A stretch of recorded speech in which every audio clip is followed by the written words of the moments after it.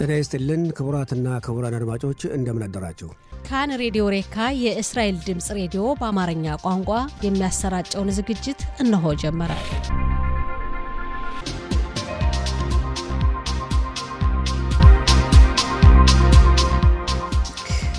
ጤና ይስጥልን ክቡራትና ክቡራን አድማጮቻችን እንደምን አደራችሁ። ሙአዲም ለሲምሃ መልካም በዓል ሀግ ሰሚያህ። እለቱ እንደ ዕብራውያን ዘመን አቆጣጠር ዮም ሽሽ ዩድሄት በትሽሬይ ታፍሺን ፔባብ ሲሆን እንደ አውሮፓ ዘመን አቆጣጠር ኦክቶበር 10 ቀን 2025 ዓ.ም ነው። እንደ ኢትዮጵያ ዘመን አቆጣጠር ደግሞ መስከረም 30 ቀን 2018 ዓ.ም ነው። የጧቱ ስርጭታችን ነሆ ጀመረ። የቴክኒክ ባለሙያችን ታሚር ጹባሬ ሲሆን የስቱዲዮ ተረኛ አስተናጋጅ ወርቅነሽ እሸቴ ነኝ። ያሉን ዝግጅቶች በቅድሚያ ዜና እናቀርባለን። ከዛም ጋዜጦች እናቀርባለን። ከአድማጮች ጋርም በወቅታዊ ጉዳዮች እንወያያለን። ስርጭታችን እንደተለመደው እስከ 7 ሰዓት ድረስ ይቀጥላል። አብራችሁን ቆዩ። ዜናውን እነሆ። አርዕስተ ዜና። ሁሉንም የተጠለፉ ዜጎችን ለመመለስና በጋዛ ጦርነቱን ለማስቆም በፕሬዝዳንት ትራምፕ እቅድ አማካኝነት የተደረሰበትን ስምምነት መንግስት ትናንት ምሽት ባካሄደው ስብሰባ አጸደቀ። የአሜሪካው ፕሬዝዳንት ዶናልድ ትራምፕ የተጠለፉ ዜጎች ሰኞ ማክሰኞ እንደሚመለሱ አስታወቁ። የአሜሪካ ማዕከላዊ እዝ በእስራኤል ስምምነቱ እንዲፈጸም የሚቆጣጠሩ 200 ወታደሮችን እንደሚመድብ በዋሽንግተን ባለስልጣናት አስታወቁ። በፊሊፒንስ ደቡባዊ ክፍል 7.6 ሶላር ሬክታር የተለካ የመሬት መንቀጥቀጥ ተከሰተ። የሚሉት ዋና ዋና ዜናዎች ናቸው። ዝርዝሩን እነሆ። ሁሉንም የተጠለፉ ዜጎችን ለመመለስና በጋዛ ጦርነቱን ለማቆም በፕሬዝዳንት ትራምፕ እቅድ አማካኝነት የተደረሰበትን ስምምነት መንግስት ትናንት ምሽት ባካሄደው ስብሰባ አጸደቀ። ስምምነቱን የኦጽማ ይሁዲት ፓርቲ ሚኒስተሮችና ከኦፊር ሶፌር በስተቀር የጽዮን ታዳቲት ፓርቲ ሚኒስተሮች ተቃውመውታል። በአዛ የተኩስ አቁም ስምምነቱ ተግባራዊ መሆን የጀመረ ሲሆን በስምምነቱ መሰረት የእስራኤል መከላከያ ሰራዊት ቢጫ መስመር ወደ ተባለው ክልል ለቆ የሚወጣ ሲሆን ሐማስ በ72 ሰዓታት ውስጥ በህይወት ያሉ የተጠለፉ ዜጎችን ወደ እስራኤል ይመልሳል ተብሎ ይጠበቃል። ባሳለፍነው ሌሊት በአዛ የእስራኤል መከላከያ ሰራዊት ጥቃቱን ማቆሙን የፍልስጤም ምንጮች ዘግበዋል። የሐማስ ተደራዳሪ ቡድን መሪ ሀሊል አል-ሀያ በፍልስጤም ህዝብ ላይ የሚደርሰው ጥቃትና ጦርነቱ እንዲያቆም ስምምነት ላይ መደረሱን ትናንት በይፋ አስታወቀ። ሀሊል አል-ሀያ በተቀረጸ ንግግር እንዳስታወቀው ጦርነቱ ሙሉ በሙሉ መጠናቀቁን ሐማስ ከአደራዳሪ ሀገራትና ከአሜሪካ መንግስት ዋስትና መቀበሉን ተናግሯል። በተጨማሪም የሚቀጥለውን እርምጃ በሚመለከት የፍልስጤማውያንን ፍላጎት እና ማንነታችን እና መብታችን ለመጠበቅ ፍልስጤማውያን ባሉበት አካባቢዎች ሁሉ እንቅስቃሴ እንደሚያደርጉ ሀሊል አል-ሀያ በንግግሩ ገልጿል። የአሜሪካ ማዕከላዊ እዝ በእስራኤል ስምምነቱን ተፈጻሚ ለማድረግና ለመቆጣጠር 200 ወታደሮችን እንደሚመድብ የዋሽንግተን ባለስልጣናት አስታወቁ። የአሜሪካ መንግስት ባለስልጣናት ለጋዜጠኞች በሰጡት መግለጫ በጋዛ ሰርጥ የተደረሰው ስምምነት ተግባራዊ እንዲሆን በአካባቢው ህብረ ብሔር ኃይል የሚመደብ ሲሆን የተባበሩት የአረብ ኤሚሬት፣ የኳታር፣ የግብጽና የቱርክ ተወካዮች በአካባቢው እንደሚሰማሩና አሜሪካም 200 ወታደሮችን እንደምትመድብ ገልጸዋል። ከዚህ ጋር ተያይዞ ሁኔታዎች ከተመቻቹ የተጠለፉ ዜጎች ከ72 ሰዓታት በፊት እንደሚለቀቁ የአሜሪካ መንግስት ባለስልጣናት አስታውቀዋል። የአሜሪካ ወታደሮች የሚቀመጡት በእስራኤል ምድር እንጂ ወደ አዛ ወይም ወደ ጋዛ ሰርጥ ምድር እንደማይገቡ የተገለጸ ሲሆን በአዛ የተደረሰው ስምምነት እስራኤል ከአረብ ሀገራት ጋር መደበኛ የዲፕሎማሲ ግንኙነት ላይ ለመድረስ የሰላም ስምምነት እንድታካሄድ እድል የሚከፍት መሆኑም ተገልጿል። እስራኤል ከሳውዲ አረቢያ፣ ከኢንዶኔዥያና ከሞሪታኒያ ጋር መደበኛ የዲፕሎማሲ ግንኙነት ላይ እንድትደርስ ጥረት የሚደረግ መሆኑን ከደረሰን ዘገባ መረዳት ችለናል። ይህ በዚህ እንዳለ የአሜሪካው ፕሬዝዳንት ዶናልድ ትራምፕ የተጠለፉ ዜጎች የሚቀጥለው ሰኞ ወይም ማክሰኞ እንደሚለቀቁ አስታውቀዋል። ትራምፕ ይህ ዕለት ታላቅ ቀን እንደሚሆን ገልጸው እሁድ ወደ አካባቢያችን ሊመጡ እንደሚችሉ ተናግረዋል። ዶናልድ ትራምፕ በጋዛ ብቻ ሳይሆን በመካከለኛው ምስራቅ ዘላቂ ሰላም እንዲኖር ጥረት የሚያደርጉ ወይም የሚሰሩ መሆናቸውንም ጨምረው ገልጸዋል። የእስራኤል መከላከያ ሰራዊት በጋዛ ሰርጥ በወታደሮች ላይ ጥቃት ለማድረስ ዛቻ ያሳዩ ኃይልን ትናንት ምሽት ማጥቃቱን አስታወቀ። ሐማስ አደራዳሪ ሀገራቱና አሜሪካ ጣልቃ እንዲገቡና እስራኤል በምትፈጽመው የጦር ወንጀል ዜጎች ላይ ቦምቦችን ማፈንዳቷን እንድታቆም ሲል ጥሪ አቅርቧል። ሰዎች በሚኖሩበት ሕንፃ በደረሰ ጥቃት 4 ሰዎች እንደተገደሉና በአስሮች የሚቆጠሩ መዳረሻቸው እንደጠፋ የፍልስጤማውያን ምንጮች ገልጸዋል። ጥቃቱ የተወሰደው በኢታማጆር ሹሙ ፈቃድ መሆኑንም ከዘገባው መረዳት ችለናል። በፊሊፒንስ ደቡባዊ ክፍል 7.6 ሶላር ሬክታር የተለካ የመሬት መንቀጥቀጥ ተከሰተ ተባለ። እስካሁን በሰው ላይ ስለደረሰ ጉዳት ባይነገርም የሀገሪቱ የመሬት መንቀጥቀጥ ጥናት ተቋም ግን ሱናሚ ይነሳል የሚል ስጋት እንዳለው አስጠንቅቋል። በባህር ዳርቻው አካባቢ የሚኖሩ ዜጎች ቦታውን እንዲለቁ ጥሪ የቀረበላቸው መሆኑ ታውቋል። በመጨረሻም የአየር ንብረት ትንበያ። የአየሩ ጸባይ ዛሬና ነገ ሙቀቱ በመጠኑ ይጨምራል፣ እሁድ ሙቀቱ ይቀንሳል ይላሉ የአየር ንብረት ትንበያ ባለሙያዎች። የዛሬው ቀን የሙቀት መጠን በዲግሪ ሴንቲግሬድ በኢየሩሳሌምና በሀይፋ 25፣ በቴል አቪቭ እና በብኤርሼባም ተመሳሳይ በመሆኑ 27፣ በጽፋት 23፣ በቤት ሻን 31፣ በኤላትና አካባቢዋ 32 ዲግሪ ሴንቲግሬድ ይደርሳል። አድማጮቻችን ዜናው አበቃ። ወደሚቀጥለው ዝግጅት እናልፋለን። አብራችሁን ቆዩ።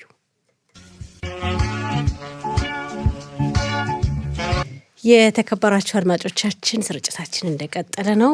አሁን ጋዜጦች እንመልከት። ጋዜጦች 4 ዕለታዊ ጋዜጦች ደርሰውናል። የዲዮታ ሀሮኖት፣ ሀሬጽ፣ ማሪብና እስራኤል አየም። ግን ሁሉም ጋዜጦች ያው በተመሳሳይ ርዕሰ ጉዳይ ነው ዘገባቸውን ያቀረቡት። በዛሬ ዘገባቸው የተጠለፉ ዜጎች ለ2 ዓመታት ያክል በሐማስ እጅ በአዛ በግዞት የሚገኙ የተጠለፉ ዜጎችን ፎቶግራፍ በመጀመሪያ ገጻቸው ሁሉም ጋዜጦች በማስፈር ከእስራኤል አየም ውጪ 3ቱም ጋዜጦች በተጠለፉ ዜጎች ፎቶግራፍ ነው የመጀመሪያ ገጻቸው የሚጀምሩትና እንግዲህ በሐማስና በእስራኤል መካከል የተደረሰውን ስምምነት በተመለከተ የዲዮታ ሀሮን ስንመለከት ጥቅምት 7 ቀን የደረሰው የሽብር ጥቃት ዘግናኝ ግድያ 2 ዓመታትን አስቆጠረ። ከ2 ዓመታት ስቃይ በኋላ በመጨረሻም የተጠለፉ ዜጎች ሊመለሱ በጉጉት እየጠበቅን ነው። በሰኞ የፊታችን ሰኞ ወይም ማክሰኞ በሳምንቱ መጀመሪያ ቀናት ሁሉም የተጠለፉ ዜጎች ወደ ምድራቸው፣ ወደ ሀገራቸው፣ ወደ ቤተሰቦቻቸው ይመለሳሉ ተብሎ በጉጉት እየተጠበቀ ነው። በስምምነቱ መሰረት ጦርነቱም እንግዲህ በዛ የሚካሄደው ጦርነት ለ2 ዓመታት የዘለቀው ከባድ ጦርነት መጨረሻው ነው፣ ጦርነቱ ይቆማል በማለት በዚህ ስምምነት ዙሪያ በሰፊው ዘግቧል የዲዮታ ሀሮኖት። ትናንት ምሽት መንግስት ስምምነቱን ትናንት ምሽት አጽድቋል። ትናንት ምሽት ላይ ባካሄደው ስብሰባ አጽድቋል። የአሜሪካው ፕሬዝዳንት ዶናልድ ትራምፕ ደግሞ ወደ እስራኤል ይመጣሉ ተብሎ ይጠበቃል። የፊታችን እሁድ ይመጣሉ። በእንግዲህ አጠቃላይ በስምምነቱ ዙሪያ ንግግር ለማድረግ በእስራኤል ክነሴት ወይም ፓርላማ ንግግር ያደርጋሉ ተብሎ ይጠበቃል። እንግዲህ ወደ እስራኤል መጥተው ዶናልድ ትራምፕ አሁን ወደ ስልጣን ከወጡ በኋላ እንግዲህ በአሁኑ በሁለተኛው ዙር ወደ እስራኤል አልመጡም እስካሁን። እንግዲህ ያው ወደ እስራኤል ይመጣሉ በዚህ አጋጣሚ ተብሎ ይጠበቃል እና የተጠለፉ ዜጎች የሚመለሱበት ቀን በጣም ታላቅ ቀን፣ ልዩ ቀን ለእስራኤል ብቻ ሳይሆን ለመካከለኛው ምስራቅ እንዲሁም ለዓለም የተለየ የደስታ ቀን ይሆናል በማለት ተናግረዋል የአሜሪካው ፕሬዝዳንት ዶናልድ ትራምፕ።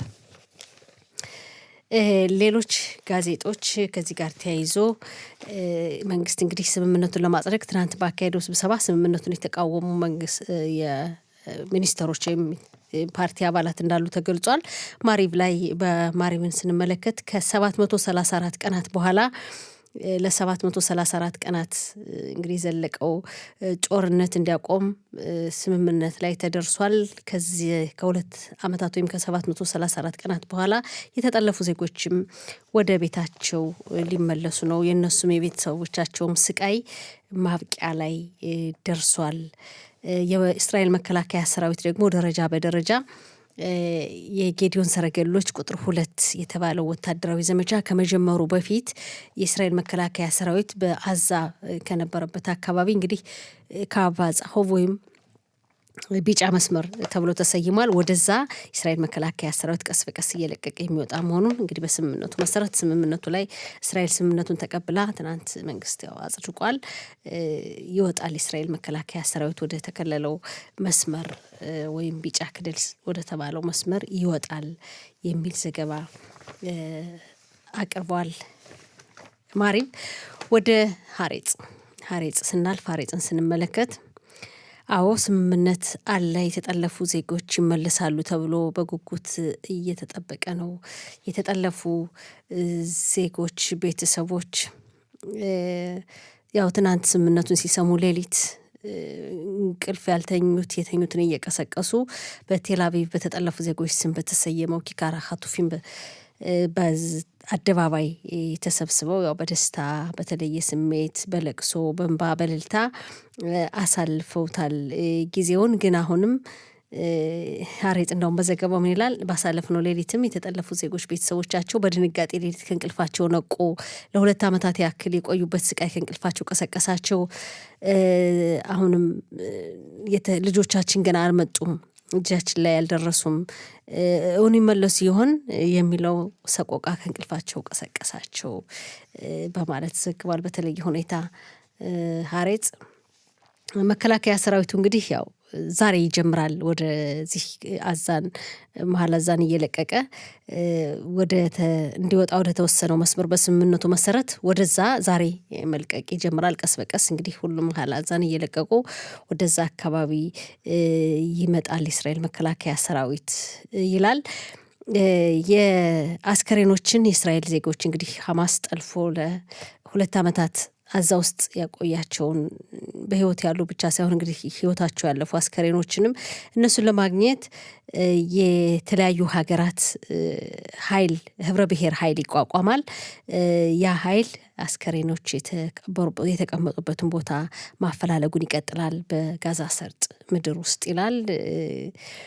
ይህን በዘገባ በተለይ ዜና ላይ ዝርዝር አድርገን ተመልክተነዋል። ዜናውን ስናቀርብ የበለጠ ግልጽ አድርገን እናቀርበዋለን። ግን በህብረ ብሔር የተባለው ኃይል የኳታር የቱርክ እና የግብጽ አካላት የተቀላቀሉበት ነው። አሜሪካም በዚህ ህብረ ብሔር ኃይል 200 ወታደሮችን እንደምትልክ የአሜሪካ ማዕከላዊ እዝ የመደበ መሆኑን የዋሽንግተን ባለስልጣናት እንደውም ትናንት ምሽት ለጋዜጠኞች በሰጡት መግለጫ አስታውቀዋል። በይፋ እንዳለው ዜና ላይ በሰፊው ሰርተነዋል። ግን የአሜሪካ ኃይል እስራኤል ምድር ውስጥ ነው የሚቀመጠው። አዛ ምድር እንደማይገባና እስራኤል ውስጥ እንደሚቀመጥ ነው የተገለጸው። እንግዲህ ይህ ኃይል በአዛ የእስራኤል የተጠለፉ እስራኤላውያን አስከሬኖችን የማፈላለጉን ሂደት እንደሚቀጥል ተገልጿል። የአሜሪካው ፕሬዝዳንት ዶናልድ ትራምፕ እመጣለሁ ወደ እስራኤል ያው የስምምነቱ መጨረሻ ፊርማ ላይና በእስራኤል ክነሴትም ንግግር ያደርጋሉ ተብሎ ይጠበቃል። ወደ እስራኤል እመጣለሁ ማለታቸውና ያው ይመጣሉ ተብሎ እየተጠበቀ እንደሆነ ይነገራል። ስምምነቱ እንግዲህ እስራኤል ብቻ ሳይሆን የተጠለፉ ዜጎች ቤተሰቦች ሳይሆን በአዛም ታላቅ ደስታን እንደፈጠረና የጋዛ ሰርጥ ነዋሪዎች ከ2 ዓመት ስቃይና እንግልት ግድያ በኋላ መደበኛ ኑሯችን ልንጀምር ነው፣ 700 ቀናትን በዚህ ሁኔታ አሳለፍን፣ እንግዲህ ወደ አዛ ተመልሰን መደበኛ ኑሯችን ለመጀመር ጥረት እናደርጋለን በማለት በስምምነቱ ታላቅ ደስታ እንደተሰማቸው በፎቶግራፍ የተደገፈ ዘገባ አቅርቧል። ሀሬጽ በዘገባው ወደ እስራኤል አየሁም ስናልፍ እስራኤል አየሁም በተመሳሳይ የተጠለፉ ዜጎችን ያው እንግዲህ ስምምነቱን በሚመለከት ነው በሰፊው የዘገበው። 20 በህይወት ያሉ ዜጎች በሳምንቱ መጀመሪያ አካባቢ ይመለሳሉ። እንግዲህ ዶናልድ ትራምፕ ሰኞ ወይ ማክሰኞ ይመለሳሉ ነው ያሉት። ትናንት ባደረጉት ንግግር አድርገዋል።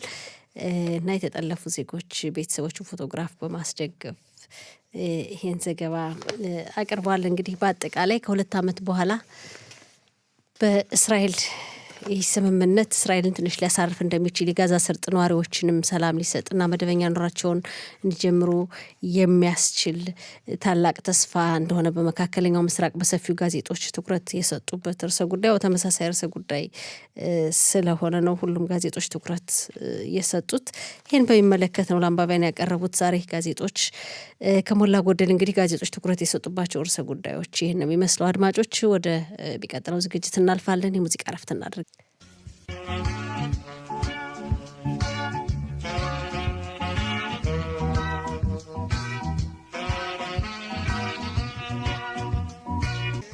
የተከበራችሁ አድማጮቻችን ስርጭታችን እንደቀጠለ ነው። አሁን ደግሞ ከአቶ ሞሼ ባህታይ ጋር ያው በወቅታዊ ጉዳይ እንወያያለን። አቶ ሞሼ ስልክ መስመራችን ላይ ነው፣ ደሱ እናልፋለን። ጤና ይስጥልና አቶ ሞሼ ባህታይ፣ እንደምን አደርህ? ሞአዲም ለሲምካ ሀክሰሚያ ወርቅነሽ እንደምን አደርሽ? እንደዚሁም አድማጮቻችን ሞአዲም ለሲምካ እናመሰግናለን። እንግዲህ በዓሉ ላይ ይህ በዓል ከ2 ዓመት በፊት ከባድ ጥቃት እንድናስተናግድ የተደረገበት በዓል ነበረ። አሁን ደግሞ በሁለተኛው ዓመት እንግዲህ ደስታው ሊመለስ ይመስላል። እንዴት አየው ስምምነቱን? አዎ እንግዲህ ወርቅነሽ እንግዲህ ሰው በህይወቱ ላይ ትልቅ ደስታ የሚፈጥሩበት ጊዜያቶች አሉ።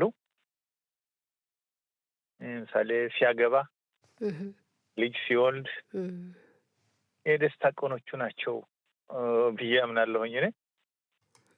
እና ይህኛው ደግሞ ሶስተኛው ደስታ ከሚፈጥሩልኝ ስመኘው የነበረ ሳልመው የነበረ እንግዲህ እናንተ ጋዜጠኞች ተሰምታቸዋል። እነዚህ ሰዎች መልቀቅ ያለባቸው ሰው በህይወት ላይ መሰቃየት የለበትም። በተለይ ህዝብ የእስራኤል ህዝብ የጀርመንን ጭፍጨፋ ያለፈ ህዝብ በመሆኑ ያን ያየ ይህን እየሰማ ያደገ ወጣት እንደዚህ አሁን ሲያጋጥመው ያ መጥቶ ነው የሚታየህና ዛሬ ቀን እነዚህ ሰዎች ወንድሞቻችን እህታችንም ያለችበት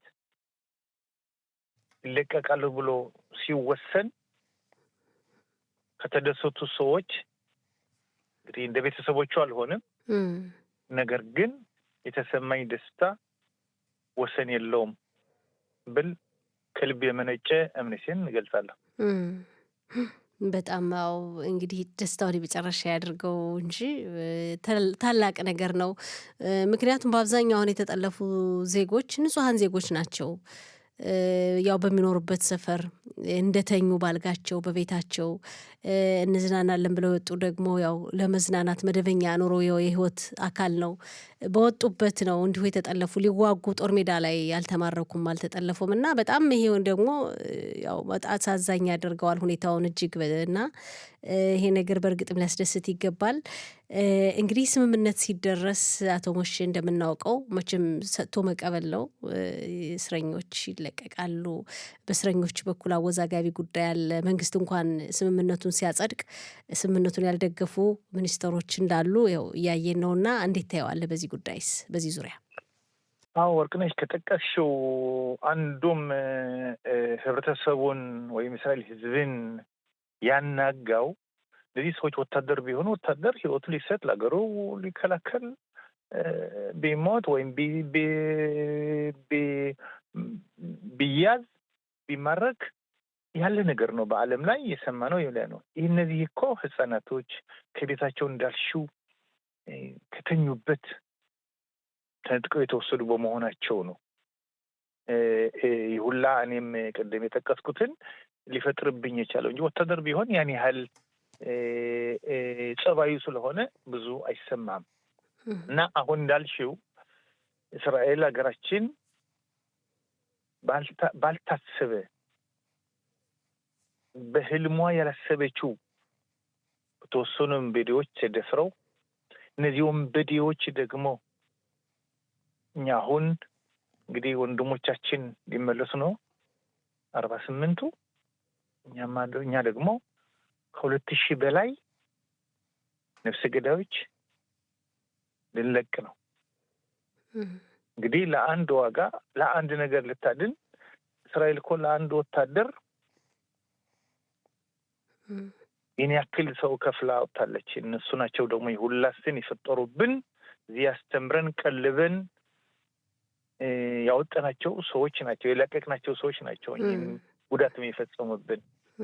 ስለዚህ ምንም ማድረግ ስለማይቻል እንግዲህ መሆን የነበረበት በእኔ በኩል አሁን አይደለም እንግዲህ መሆን የነበረበት እንግዲህ አሁን ያለውን ነገር የተወሰነው ውሳኔ በጣም ደስተኛ ነኝ። ከተደሱ ሰዎች አንዱ ነኝ ባይ ነኝ።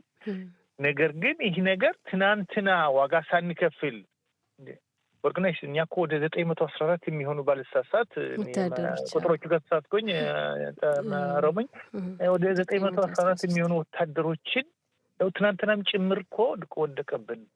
ይህ ዋጋ መከፈል አልነበረበትም። ሚኒስትሮችም አሁን እንዳልሽው አሁንም የተቃወሙ ሚኒስትሮች አሉ።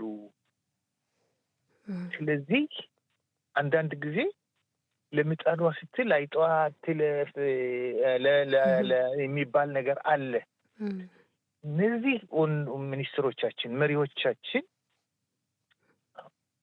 እንዴት ነው አሁን የተቃወሙ ሰዎች ሁልጊዜ የተቃወሙ የመጡ ከሆኑ መቼም ይላል ትናንትና ሲቃወሙ ኑረው አሁን ደግፈው እንዲመለሱ ወንድሞቻችን ብለው እጃቸውን የሚያነሱ ወይም መንግስትን ከመንግስቱ የማይወጡ ሰዎች ምንድነው ሊያስተምሩን የሚችሉ ነው?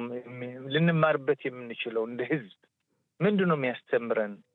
ለወንበር ብለን ነው ይህን ነገር ያደረግነው? እውነት ስለ ሀገራችን ወገናችን ብለን ነው? እስራኤል የምታወቅበት አንዱ ትልቅ ምሰሶ የሆናት አጥንት እንኳን ለመመለስ በሺዎች የሚከፈሉ የሚምሉ ወንበዴዎች ነፍሰ ገዳዮችን እየከፈለች የምታስመልስ አገር እንዴት ነው ይሁላ ሆኖ ግን መመለስ የለባቸውም እስከ መጨረሻ ድረስ የፈለጉ ይሁን ብሎ መውሳቱ እኔ በጣም ነው የሚገርመው። ይሄ ነገር ግን ለታሪክ እንተዋዋለን እና ይሄ ነገር በጣም መሆን ያልነበረበት ይሄ ዛሬ ቀን የደረሰችበት የእስራኤል መንግስት የደረሰበት ውሳኔ እግረ መንገዴ የአሜሪካ ፕሬዚደንት ትራምፕን ምስጋናን ለማድረግ ወዳለው በእሳቸው ከፍተኛ ተጽዕኖ ጭምር እንደሆነ ነው እንግዲህ የምናየው የምንሰማው እና መንግስታችን ለወሰነው ውሳኔም በጣም እየደገፍኩኝ በጣም እያመሰገንኩኝ፣ ነገር ግን መንግስታችን ይሄ ነገር ትናንትናም ማድረግ ይችል ነበር። ነገር ግን ለምን አልሆነም ብለህ አሁን ማልቀስ ሳይሆን እንግዲህ ላለው ነገር አሁን ለተወሰነው ውሳኔ ግን እኔ በጣም ደጋፊ በጣም ደስተኛ ከሆኑ ሰዎች አንዱ ነኝና ይህ ዋጋ አማራጭ የለንም። ይህን ዋጋን ከፍለን ወገኖቻችን ልናስመጣ ግዴታ ነው። እንግዲህ ነገ ጠዋት የሚያገለግሉ የልጅ ልጆቻችን ሊመጡ ናቸው፣ ልጆቻችን ሊሄዱ ናቸው። ስለዚህ ይህን አይተው እስራኤል ሀገር በጎናቸው ህዝቡም አገሩም በጎናቸው እንዳላስቡ ካልሄዱ እንደዚህ አይነት ወታደር ነገ ጠዋት ተማራኪ ነው የሚሆነው ወይም ደግሞ ድል አያደርግም። እንግዲህ ከተለያዩ ቦታዎች ጦርነቶች እናያለን። ማአት ወታደር ሲማረክ እናያለን። እስራኤል ግን አይማረክም።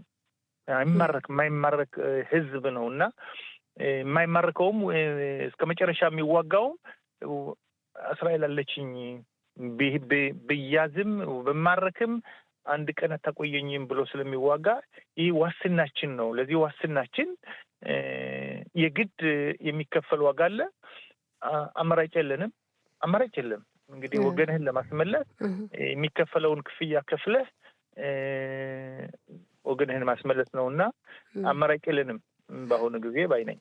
አዎ እንደው አቶ ሞሼ መቼም እንግዲህ የህዝቡን ስሜት ለማወቅ ሌሎች አድማጮችም አሉን ካንተ በኋላ ግን እንደው ከዛ ከመሰናበታችን በፊት እስራኤል ከዚህ አሁን ጥቅምት 7 ቀን ከደረሰው ጥቃት ትማር ይሆን? እንደተባለው በተደጋጋሚ አንተም እንደምትገልጸው የእስራኤል መከላከያ ሰራዊት ኃያልነት በመካከለኛው ምስራቅ ተወዳዳሪ የለውም።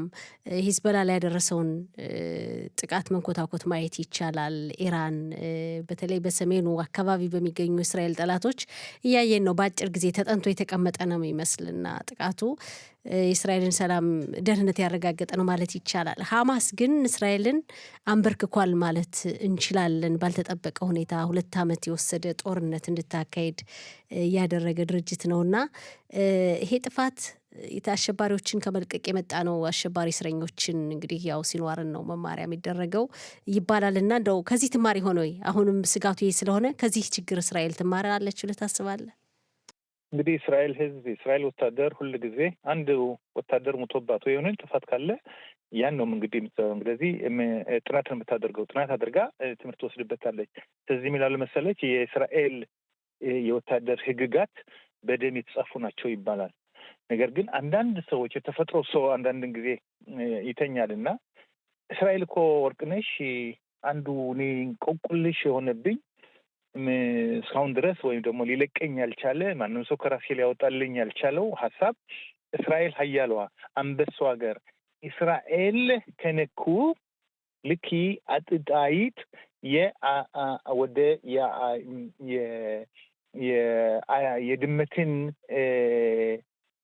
አፍንጫ እንደነካች እንደማለት ነው። ስለዚህ እሷ ወዲያውኑ ድመቷ አይጧን ወዲያውኑ ነው የምትበጥሳት።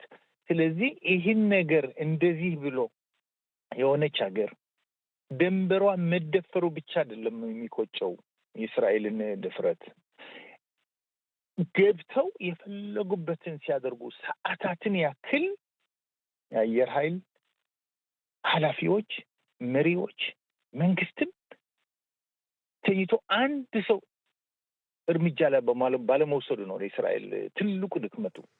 ብዙ ነገሮችን ሊድኑ የሚችሉት የነበረው ሁኔታ ያን ቢሆን ነው። ስለዚህ ከዚህኛው እስራኤል ካሁን ጀምሮ ከዚህም የተነሳ በሰሜን አካባቢ የሆነውን ነገር፣ በኢራን የሆነውን ነገር፣ በሊባኖን የሆነውን ነገር፣ በሱሪያ የሆነውን ነገር በሙሉ የዚህኛው ውጤት የተጠና ውጤት ነው ባይ ነኝ።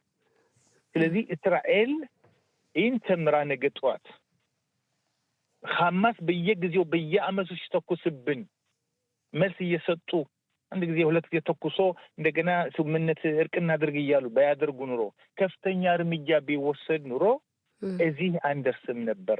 ስለዚህ ትማርበታለች። በዚህ አይነት ነገር ነገ ጠዋት ይፈጸማል ብሎ የሚያምን አእምሮም የለኝም። ምክንያቱም አንዳንድ ሰዎችን ወርቅነሽ እንዳንድ ነገር የሚሉ ነገሮች አሉ። እነዚህ ሐማስ በመግባታቸው እስራኤል ከብዙ ነገር የእስራኤል ህዝብ ከብዙ ነገሮች ድነዋል፣ እንዲድኑት አድርገዋል የሚሉ ሰዎች አሉ። ምን ለማለት እንደፈለጉ አይገባኝም። እንግዲህ በተለያየ አቅጣጫ እስራኤል ጠንካራ ሀገር ነች፣ ሀያል ሀገር ነች። ካልተኛች በስተቀር ማንም ሰው ሊደፍራት የማይችል ጠንካራ ሀያል ሀገር ነች። 10 ሚሊዮን የማይሆን ህዝብ በሚሊያርድ የሚቆጠሩ ወይም ደግሞ በአረብ አገሮች የተከበበች ሀገር አንድም ሰው መጥቶ ሊነካት የማይችል ነው። ነገር ግን እነዚህ ወንበሮች ደፍረዋት ለካ እስራኤል እንደዚህ ለካ እንደምንጠብቃት አይደለችም ብለው ነበር። እስራኤል ግን የነበራትን ክብር አስመልሳለች ማለት ይቻላል። አስመልሳለች። ስለዚህ ለዚህ ህዝብ እነዚህ ሰዎች መመለሳቸው እስራኤል ህዝብ ምን አይነት ልዩ ህዝብ እንደሆነ ጠንካራ ህዝብ እንደሆነ ከዚህ ለማየት ይቻላል። ያ ሁሉም ቢሆን 2 ዓመት ያለን በማቋረጥ 2 ዓመት አንበገርም በማለት በመደጋገፍ ሌላ አገር ብትሆን እኮ ትፈርስ ነበረች። እስራኤል ህዝብ በመሆኑ ግን እንግዲህ አንድነቱን ይዟል። ወደፊቱ ጠላት ይሄ ነገር ሁለተኛ እንገባ አንነካውም ብሎ የሚሉ እነዚህ አረቦች ያዩትን በሙሉ እስራኤል ለብዙ ዓመታት የሰላም ተወሰነ ጊዜ የፎይታ ጊዜ እየመጣላት ነው እላለሁኝ። መልካም ቀን ያገለከብን ነው ሰዓቱ። ሙአዲም ለሲምኻ ሲምኻት ቶራ በእውነት ሁለት ደስታ ነው የፈጠረብንና ትልቅ በዓላችን ነውና እናመሰግናለን አቶ ሙአዲም ለሲምኻ ሙአዲም ለሲምካ እናመሰግናለን። እንግዲህ ይቅርታ ሰዓቱ አድማጮች ስላሉ ነው። እናመሰግናለን። አሁን ደግሞ ስልክ መስመራችን ላይ በረሆቦት ከተማ ማዘጋጃ ቤት የሞኬድ ክሊታ ኃላፊ የሆነው አቶ ዳዊድ አላዛር ይገኛል። ጤና ይስጥልን ዳዊድ፣ እንደምን አደርህ? ሙአዲም ለሲምካ ሰላም ጤና ይስጥልኝ ወርቅነሽ። ሰላም ለአድማጮች፣ ሙአዲም ለሲምካ መልካም አመት በዓል። እናመሰግናለን። እንግዲህ አመት ባሉ እንዴት ነው? አመት ባሉ ላይ እንዳልነው ቀደም ሲል ያነሳው ጥያቄ ነበር። ከ2 ዓመት በፊት አሳዛኝ ሁኔታዎችን እስራኤል አስተናግዳ ነበር። አሁን ደግሞ እንግዲህ 2 ዓመት አስቆጥራ አስደሳች ዜና እየሰማን ነው። እንዴት ታየዋለህ? እንዴት አየኸው? አዎ በመጀመሪያ ለአንቺም ለአድማጮችም እንዲሁም ለባልደረቦችሽ ያው መልካም አመት በዓል እመኛለሁ። ህዝበ እስራኤል የይሁዲ ሃይማኖት ተከታይ በዓለም ያለ ነው። ሰሞኑን የምናከብረው የዳስ በዓል እንዲያውም ካሉት የተለያዩ አመት በዓሎች ይሄ የዳስ በዓል የተለየ የሚያደርገው ከሌሎች አመት በዓሎች የደስታ በዓል ነው የሚባለው። የደስታ በዓል ነው የሚባልና ይሄን ደግሞ የተጻፈ ብቻ ሳይሆን ያው በእውነት ልናየው ነው። ማለትም አሁን እንዳልሽው ዛሬ 2 ዓመት እንዲያውም ቀኑን አሁን ስመለከተው ሁላችንም እናስተውሳለን። እነዚህ የተጠለፉት በመጨረሻው አመት በዓል ነው በሲምኻት ቶራ። አሁንም ደግሞ ሊመለሱ ታቅዶ ያለው ወይም ሰኞ ወይም ማክሰኞ ነው ተብሎ ያለና የሚመለሱትም ይኸው እንዳጋጣሚ ሆኖ በሲምኻት ቶራ ሊመለሱ ነው እየተባለ ነውና በእውነት ጥሩ ዜና ነው የሰማነው። ትላንት ጠዋት ነው ይሄን ዜና እንግዲህ ለመጀመሪያ ጊዜ የሰማነው። እንግዲህ ሁላችንም በጉጉት እየጠበቅነው ነው። ያው እንግዲህ ያው ሁሉም እንደው የዓለም ሕዝብ በጉጉት የሚጠብቀው ይመስላል ከኛ አልፎ። ነገሩ በጣም አወዛጋቢ ስለሆነ ዳዊድ እንግዲህ ያው እነሱ ሲመለሱ በስምምነት ነው። መቼም በጦርነት ተሞክሮ ሁሉንም ማስመለስ ስላልተቻለ ዞሮ የጦርነት መጨረሻ ስምምነት ነው። በስምምነት እንዲመለሱ ተወስኗል። መጨረሻውን እንጠብቃለን። በስምምነቱ እስራኤል በጣም ቀንደኛ ሆኖ አሸባሪዎችን ትለቃለች ተብሎ ይጠበቃል። እንግዲህ እስረኞችን እንዴት ታየዋለህ? ይሄ ነገር እንደው በእስራኤል ማህበረሰብ ውስጥ ምን ሊፈጥር ይችል ይሆን? ከነበረው ተሞክሮ አንጻር ለእስራኤል ያሰጋ ይሆን? አዎ እንግዲህ ይኸውልሽ ከጥያቄሽ መልስ ቀጥታ ከመሄዴ በፊት እንዲያው ስለዚህ ስለተደረሰበት ስምምነት አንድ አረፍተ ነገር የምናገረው ምንድን ነው? በእውነት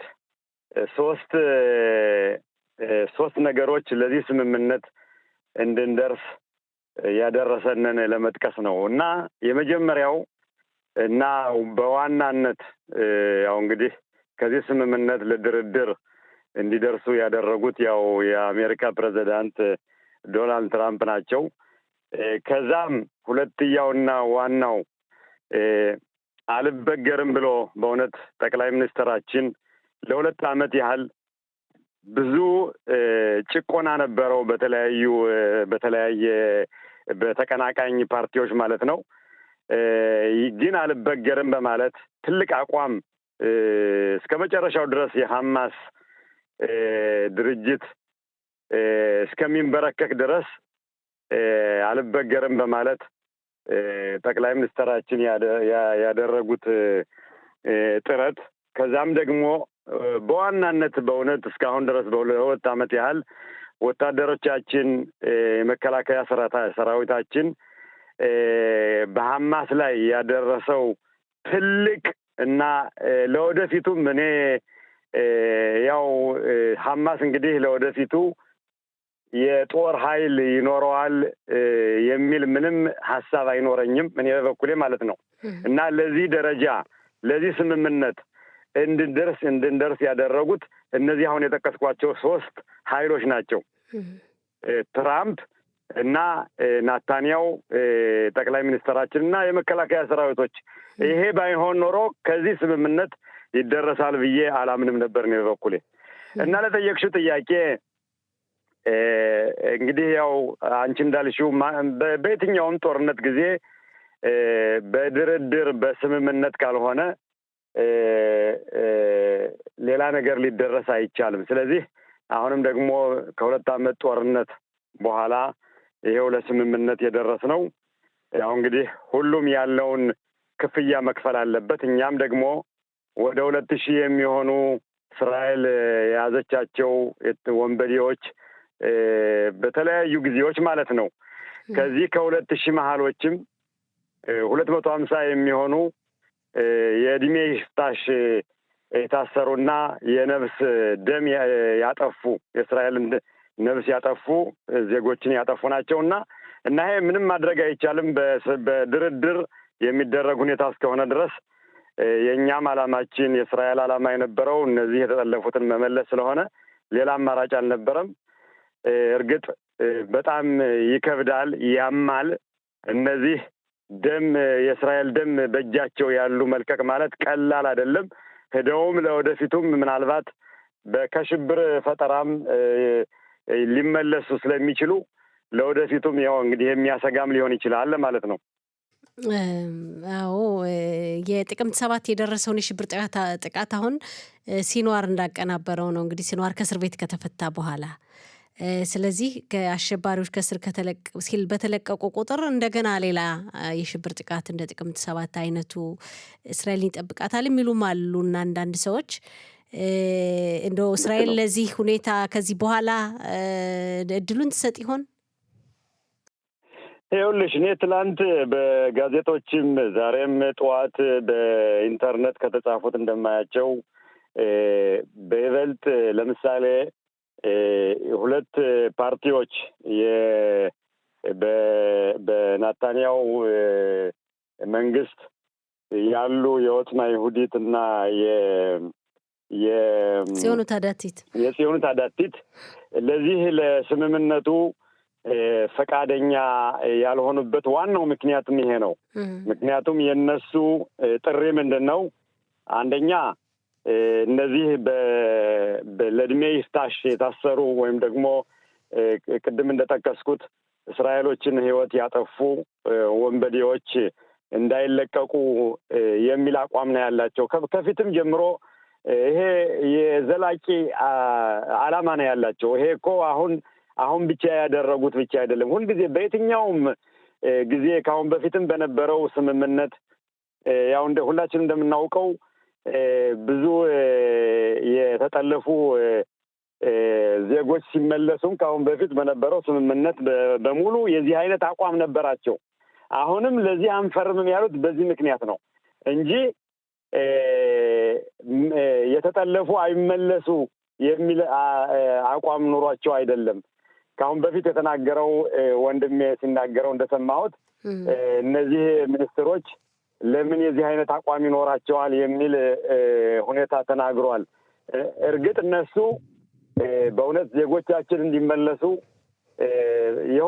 ማንኛውም እኔ እንጃ እንኳን በኃላፊነት ያሉ ማንኛውም የእስራኤል ዜጋ የሆነ በሙሉ 2 ዓመት በሙሉ ይሄ እነዚህ የተጠለፉ ዜጎች እንዲመለሱ ሁላችንም በመጸሎታችን ነው የነበረው። ግን ዞሮ ደግሞ እነዚህ በሚመለሱ ጊዜ የምንሰጠው እስራኤል የምትከፍለው ክፍያ እነዚህ ነፍስ ያጠፉትን መመለስ ማለት ዞሮ ደግሞ ነፍስ ሊያጠፉ ስለሚችሉ ለምን እንደዚህ ይሆናል የሚል አቋም ስላለ ነው። እና እንግዲህ ምንም ማድረግ አይቻልም። ያው በስምምነት በድርድር የተደረሰ ጉዳይ ስለሆነ እስራኤል ደግሞ እንግዲህ ከዚህ ደረጃ የደረሰችው ለወደፊት የወደፊት የጸጥታ የእስራኤል ጸጥታ የበላይነት መኖሯን ካረጋገጠች በኋላ ነው። ቅድም የጠቀስኩት ቢንያሚን ናታንያሁ ከዚህ ፊርማ ሊደርሱ የቻሉ ይሄን ካረጋገጡ በኋላ ስለሆነ ያው እንግዲህ ሁልጊዜም ቢሆን እስራኤል ሀገር ከተቋቋመች አንስታ እስካሁን ድረስ ሁልጊዜም በጦርነት ነው። ጦርነት እንግዲህ አሁን ከስምምነት ከተደረሰ ሙሉ ሰላም ይሆናል ብለን ሁላችንም ምኞታችን ነው። ግን እስራኤል ደግሞ የበላይነቷን አረጋግጣለች በዚህ 2 ዓመት ውስጥ ማለት ነው። በጣም ጥሩ። እንግዲህ ያው ካንተም በኋላ ሌላ አድማጭ ስላለን ነው መስመር ላይ ዳዊት፣ እንደው መናገር የምትፈልገው ለማጠቃለያ መናገር አለብኝ የምትለው ነገር ካለ በመጨረሻ? ከዚህ ላይ በእውነት የመጨረሻ የምናገረው ምንድነው እስራኤል ከዛሬ 2 ዓመት በፊት የደረሰባት አደጋ አንደኛ ትምህርት ሆኗታል። ሁለተኛም ደግሞ በዓለም ብልም አልሳሳትም፣ ግን ዋናው ደግሞ በዚህ በመካከለኛው ምስራቅ የጦር የበላይነቷን እስራኤል ጠንካራ መሆኗን ለዓለም ሕዝብ አስረድታለች። ጠላቷን አንበርክካለች። የሐማስ ብቻ ሳይሆን የሂዝቦላ እንዲሁም ደግሞ የሱሪያ ከዛም ደግሞ የኢራን እስራኤልን ለማጥፋት ተነስተው የነበሩ በአጠቃላይ የአረብ ሀገሮች በሙሉ የእስራኤል ማንነቷን በግልጽ አሳይታ ሁሉን አንበርክካ ጠላቶቿን ስላንበረከከች ትልቅ ትምህርት ሆኗታል። ለእነሱም ማስተማሪያ እድል አግኝታለች ብዬ ሁላችንም እንግዲህ እስራኤል ማንኛውም እስራኤል የሆነ ሊኮራ የሚገባው የደረስንበት ዘመን ነውና በዚህ አጋጣሚ ለሕዝበ እስራኤልም ለዓለም ሕዝብ ሰላሙን እንመኛለን። በመካከለኛው ምስራቅ ትራምፕ እንደሚሉትም አዲስ የሰላም ምዕራፍ ይከፈታል ብለዋል። ሁላችንም እንግዲህ ተስፋችን ነውና መልካም ቀን ተመኘሁላችሁ። አመሰግናለሁ። ወርቅነሽ በጣም እናመሰግናለን አቶ ዳዊት አላዛር። ደህና ቆይልኝ። ባይ ባይ። መልካም ቀን። እናመሰግናለን። አድማጮቻችን ስርጭታችን እንደቀጠለ ነው። አሁን ደግሞ ከወይዘሮ በላይነሽ ሞላ ጋር እንወያያለን። ወይዘሮ በላይነሽ ሞላ እንግዲህ በማህበረሰቡ በመንግስት ኃላፊነት ብዙ ማስተዳደር ብዙ ስራ ሰርታለች። ከእሷ ጋር እንወያያለን። ጤና ይስጥልን ወይዘሮ በላይነሽ ሞላ፣ እንደምን አደርሽ? እንዴት አደርሽ ወይዘሮ ወርቅነሽ? እንዲሁም ለመላው ህብረተሰብ እንደምን አደራችሁ፣ እንኳን አደረሳችሁ ለዳግ በዓል እላለሁኝ።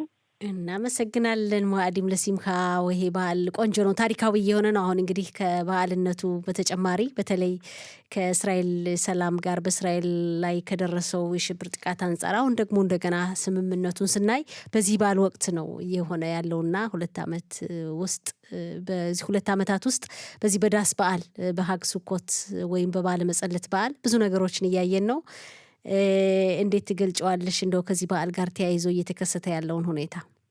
አዎ እንግዲህ እውነት ነው እንደተናገርሽው የእስራኤል ታሪክ ብዙ ጊዜ ያው የሚነሳው ከተደረጉ ነገሮች ከሆኑባት ነገሮች ጋር እያያዙ ነውና አመት ባለን ሆነ ታሪኩን ለመጠበቅ ያው የሚቻለው እና ይሄ ደግሞ የአሁኑ ሰዓት የነበረው እንግዲህ 2 ዓመት ሊሞላ እንደ 4 ቀን ነው የቀረው።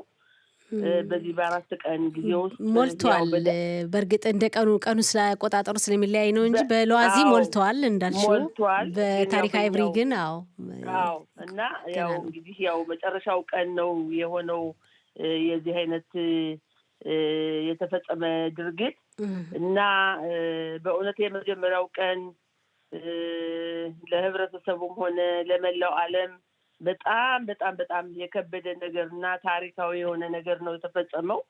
ይሄም በእስራኤል ሀገር እንግዲህ በተለያዩ ወቅቶች ተፈጽመዋል። በተለይ ያው ኪፑርን አስመልክቶ የነበረው ሁኔታ ያው ታሪኩን ህብረተሰቡ ያውቃል፣ ዓለም ያውቃል እና በዚህን ሰዓት የነበረውና በአሁኑ ሰዓት ደግሞ ልክ በዓሉ ሊወጣ ሲል የነዚህ የተጠለፉ ህብረተሰቦች በእስራኤል የውትድርናው ክፍል ያው መንግስቱ ጠንካራ በመሆኑ ህብረተሰቡ ጠንካራ በመሆኑ ይሄን ቀን አስመልክቶ እግዚአብሔርም ደግሞ አንዳንድ መልእክቶችን የሰጠበት በተለያዩ መጽሐፎች ተጽፈው እናያለን። የመጀመሪያው ችግሩ እንደሚነሳ በአሁኑ ሰዓት ደግሞ በዚህ ወቅት የተጠለፉ ሰዎች እንደሚለቀቁ በእውነት አንዳንድ ነገሮች ታያለች በመጽሐፍ ቅዱስ ውስጥ እና ይሄ ታሪክ እንግዲህ እንደ ታሪክ ሆኖ ደግሞ ለመጪው ትውልድ ያው ይቀጥላል ማለት ነው እና ይሄ መሆኑ በጣም በጣም ከባድ ነበረ። በአሁኑ ሰዓት ደግሞ በዚህ ወቅት ደግሞ ህብረተሰቡ ሁለተኛ ያው ወላጆቻቸው በተለይ ለ2 ዓመት ያህል ልጅን ያህል እንግዲህ በተለያዩ በሰሬት በምን እየታዩ ያንን ለመከራ ሲያሳልፉ ይሄ ቀላል ነገር አይደለም። ግን የዛሬው ቀን ደግሞ ያው በደስታ ሊለወጥ ትንሽ ደቂቃ ቀርቷል። በእግዚአብሔር እርዳታ ለቤታቸው ያብቃቸው ነው የምለው እንግዲህ። አዎ እንግዲህ እስኪ እንጠብቃለን። እንግዲህ ያው ሰዓታት እንዳልሽው በ72 ሰዓታት ውስጥ ነው ይመለሳሉ ተብሎ እየተጠበቀ ያለው። ስምምነቱ በእስራኤል መንግስት በኩል ያው ጸድቋል። ከዚህ ጋር ተያይዞ እንደው ወይዘሮ በላይነሽ የእስራኤልን ታሪክ ስናስታውስ በተለይ ከጦርነት ጋር ተያይዞ ያለውን ታሪክ በ6 ቀኑ ጦርነት አሜሪካ እንደደረሰችላት ያው ከታሪክ መረዳት እንችላለን። በዛ ጊዜም በዛ በእስራኤል አቅም ያው አሸናፊ ሁና ያ ጦርነት እንደ ታሪክ ይወራል፣ በዓለም ላይ ይነገራል፣ ያስተምራል። በአሁኑ ደግሞ ስናይ እስራኤልን በጣም ዓለም አቀፍ ተቃውሞ የገጠማት ወቅት ነው ማለት እንችላለን። ፍልስጤማውያን በዓለም ላይ ተበትነው ይሄን ሀሳብ ማሳካት ችለዋል። እስራኤል እንድትወገዝ ማድረግ ችለዋል። የፍልስጤም ሀገር ሁሉ መቋቋም አለባት ብለው የአውሮፓ ሀገራት ውሳኔ ላይ እንዲደርሱ ሁሉ ማድረግ ችለዋል። በዚህ ወቅት ግን አሜሪካ አሁንም የእስራኤል አጋር ብቻ መሆን ሳይሆን ለዚህ ስምምነት የአሜሪካ መንግስት እንግዲህ የአሜሪካ ሀያል ሀገር ናት። የዚች ሀያል ሀገር መንግስት እንደራሱ ኃላፊነት ወስዶ እዚህ ስምምነት ላይ መደረሱን እንደው በአሜሪካና በእስራኤል መካከል ያለውን ሁኔታ እንዴት ትገልጨዋለሽ? እንግዲህ ለእስራኤል ምድርም ሆነ ለእስራኤል ሕዝብ ሁልጊዜም የእግዚአብሔር ቃል ስላለበት ነው። እግዚአብሔር ያው ጥፋት እናጠፋለን፣ ግን መጨረሻ ላይ አላጠፋችሁም ብሎ ደግሞ ከኖህ ጥፋት በኋላ አላጠፋም ብሎ እግዚአብሔር ቃል ገብቷል ለእስራኤል ህብረተሰብ እና በዚህ የተነሳ አሁንም ደግሞ በአሁኑ ሰዓት እንዳልሽው በዓለም ላይ ህብረተሰቡ ሆነ አገሪቱ ሳታውቅ አረቦች በዓለም ላይ ተበትነው እያሳመኑ እያሳደሙ ቆይተዋል። ይሄ ሁሉ በእውነት እስራኤል እርግጥ ሞሳድ ሊያውቅ ይችላል፣ የተለያዩ ትልቆች ሰዎች ሊያውቁ ይችላሉ። ግን እኛ ያው መኖር እንዲቻ ነው እንጂ ይሄ ነገር ሁሉ እንደሚሆን የምናውቀው ነገር አልነበረም። ግን ለዚሁም ግን አሁን አሜሪካንን ማስነሳት ማለት ዝም ብሎ አሜሪካን ወይም ትራምፕ ከሆዱ አስቧልም የተነሳው እግዚአብሔር ያደረገው ነገር ነው እና እግዚአብሔር ልትጠፋ ስትል ሰበብ ይፈልግላታል እና ይህን ሰውዬ ደግሞ ሰበብ አድርጎ አንደኛ ደረጃ ያው እንግዲህ ከዛሬ ስንት ዓመት በፊት የኢትዮጵያ ኤምባሲዎች በሙሉ ከዚህ በፊት ተሞክረው ኢየሩሳሌም ለማስተላለፍ እንግዲህ በሱ ደረጃ ነው ሆዱን ነፍቶ እዛ መሆን አለበት ብሎ ያው እንግዲህ ኤምባሲዎቹ የአሜሪካን ኤምባሲ ሄዶ ኢየሩሳሌም ተቀምጦ ያው እንግዲህ ይሄ ተአምር ነው የተባለው እና ሁለተኛ ደግሞ በአሁኑ ሰዓት ደግሞ ያው የደረሰልን አንደኛ እግዚአብሔር እጅ ስላለበት የእግዚአብሔር አፍ ስላለበት እንጂ የእሱ ሁኔታ አይደለም። ሁለተኛ ደግሞ እግዚአብሔር እንግዲህ ይሄ ህብረተሰብ የተገፋ ህብረተሰብ ነው። ሰውን በእውነት እንዲሁ ላላግባብ ለማጥፋት የማይፈልግ ህብረተሰብ ነው። አገሪቱ ራሱ ለመልማትና ለማልማት እንጂ ለጥፋት አይደለም ሁሉ የምታስበው። ይሄ ሁሉ አስቦ እግዚአብሔር እዚህ ደረጃ አድርሶናል። በእውነት ተአምር ነው። ለዚህም ግን አፍ ያስፈልጋል፣ አነጋገር ያስፈልጋል፣ አፍ ያስፈልጋል፣ ቋንቋ ያስፈልጋል። በዚህ መሰረት በጣም ብዙ የተከበሩ የሀገሪቱ አስተዳዳሪ ወይም ደግሞ የሀገሪቱ መምሴላ ቤቢ ናታንያሁ በእውነት በሳቸውም ላይ ደግሞ በእውነት ቃል የእግዚአብሔር ቃል አልፎላቸዋል ብዬ ነው የማስበው እኔ ራሴ። ጉልበቱን የሰጣቸው ቋንቋውን የሰጣቸው እርግጥ ተምረውታል፣ የተማሩ ናቸው። ግን ቢሆንም በህብረተሰቡ ዘንድ በዓለም ዘንድ እንዲቀበላቸው ዓለም የሰጣቸው አፍና ቋንቋ እዚህ ደረጃ አድርሶናል። ከትራምፕ ጋር እንዲያያዝ አድርጎናል። ቋንቋ ነው ዋናው ነገር ለህብረተሰቡ ሆነ ለአገሪቱ ለዓለም። ቋንቋ ከሌለሽ ምንም ማስረዳታችሁም እንዲገባቸው ማድረግ አትችይም። ይሄን ነገር ሊያደርጉ የቻሉት በሳቸው ኃይልና በሳቸው እውቀት ነው። በእውነት እግዚአብሔር ዘመናቸውን ለወደፊት ያላቸውን ዘመን በጥሩ ሁኔታ እግዚአብሔር ያስተላልፍላቸው ብዬ አስባለሁኝ እና ይሄ ነው እንግዲህ። አዎ እንደ ወይዘሮ በላይነሽ ያለን ጊዜ አጭር ነው። በእርግጥ 1-2 ደቂቃ ይኖረናል። ስለሚለቀቁ አሸባሪዎች ከእስር ቤት እንግዲህ ያው የሽብር ጥቃት ፈጽመው እስራኤል እንደማፍስሰው የታሰሩ አሸባሪዎች እስረኞች ይለቀቃሉ ተብሎ ነው የሚጠበቀው በስምምነቱና ምን አስተያየት አለች ስለነሱ ባጭሩ? እንግዲህ ይሄ ያው እንዳልኩሽ ብዙ ተለፍቶበት ብዙ ተደክሞበት እዚህ ውሳኔ ላይ ደርሰዋል። እኛ እያንዳንዳችን የህብረተሰቡ ሀሳብ ቁስለት ስላለው ለምን እንደዚህ ሆነ እያልን እናገራለን። ግን በአንድ በኩል ደግሞ ያው የተጠለፉት ልጆችን ስናይ ደግሞ ሰዎችን ስናይ ደግሞ እንግዲህ እግዚአብሔር ሰላም ከሰጣቸው ለነሱ ልብ ከሰጣቸው መኖር ይችላሉ፣ መለቀቅ ይችላሉ ለጊዜው። ግን ያው እስራኤል ህዝብ ደግሞ ሞኝ አይደለም። አሁን ብዙ ተምረዋል፣ ብዙ ዘዴያቸውን ማውቀዋል ይመስለኛል። ስለዚህ መለቀቃቸው ያማል። ግን ቢሆንም ደግሞ በአንድ በኩል ስታይ ደግሞ እንግዲህ ለእነዚህ ተብሎ ያሉ ሰዎችን ሁኔታ ስታይ ያው እንግዲህ ያው ግዴታ መክፈል ያለብሽ ነገር መክፈል አለብሽ እና ያው ከበድ ያሉ ሰዎች እንደማይፈቱ ያው ተናግረዋል ካሁን በፊትም። ግን ቢሆንም እነዚህም ቢሆን የሰውን ነፍስ በአንድ ቀን እንግዲህ 1000 ምናምን ሰው መግደል ማለት ይሄ በጣም በጣም ከባድ ነው። እዛ በፊት ደግሞ የተለያዩ ቀኖች ደግሞ በፊጓን በተለያዩ መንገዶችም ያው ሰዎች በተለይ እቺ ከዛ ውስጥ 2 ልጆቿን ይዛ ገብታ የሞተች ሴት በጣም እስከ ህይወቴ ድረስ አረሳትን። ከባድ ነው። የመላው ዓለምም አይረሳትም። ስለዚህ እንዲህ ያደረገን ሰው መልቀቅ ማለት ከባድ ነው። ግን ያው ግዴታ ነው። እንግዲህ ምንም ማድረግ አይቻልም። አንዳንዴ ስምምነት የሚያስገድድበት ሁኔታ አለ። አዎ ጥሩ። እንግዲህ ለወደፊቱም በሰፊው እንመለከተዋለን። ወይዘሮ በላይነሽ ሞላ በጣም እናመሰግናለን። መልካም ቀን ይሆንልሽ። መልካም በዓል። ሻባት ሻሎም ለሁላችንም።